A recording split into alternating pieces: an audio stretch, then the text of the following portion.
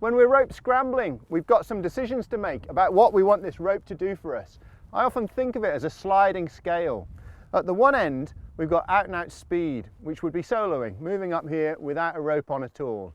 At the other end, we've got out and out safety, which would be pitched rock climbing, where the leader's being belayed, placing gear as they climb, and then they belay their second up. That's ultimately safe, but also ultimately quite slow. So what we want to look at is what we can do in the middle to speed things up a little bit.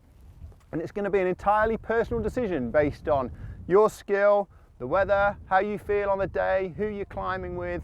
So we want to look at being able to perhaps move together over terrain, which is a notch safer than soloing, but is nowhere near as safe as pitch climbing. And we want to look at some quick, short pitches where perhaps the leader isn't being protected and the rope is there to protect the second. And it's being able to move up and down this sliding scale with a few little tips and tricks in your repertoire to be able to make these decisions so that you can move fluidly and appropriately for the type of ground that you're on. Happy? Cool.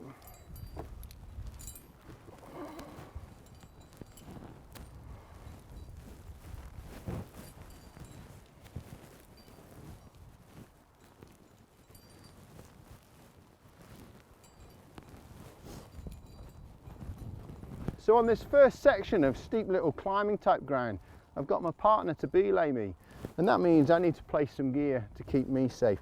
So I've spotted a nice little V crack here. We're going to see if we can get a wire in.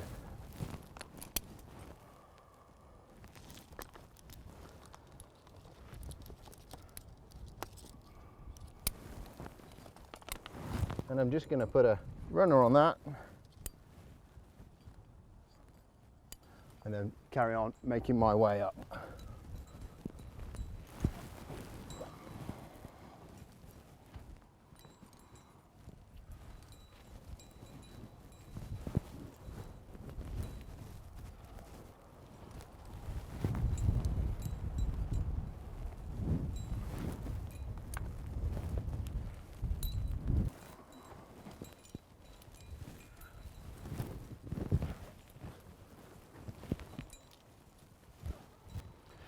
So as I scramble up, I'm trying to go from ledge to ledge and break my route down into small ledge features. But at the same time, I don't want my pitches to be too long. If I can keep them short, I can still communicate better with my partner. When I arrive at my ledge, I'm then looking for something to use as a belay, and my preference is a big rock spike.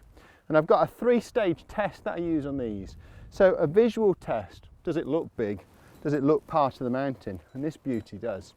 And then a light tap test, just in case it is loose. I don't want to send it careering down the mountain. And if it passes that, I'm just going to give it a bit of a welly test. And this seems to do the job. So how am I going to use this? The first question that I need to ask myself is, do I need to be safe? So if I'm stood on a huge great ledge, maybe I don't need to be tied into this. But here, it's quite a small ledge. I've got a big drop behind me. So the first thing that I'm going to do is make myself safe. So I'm going to pop a sling over my spike.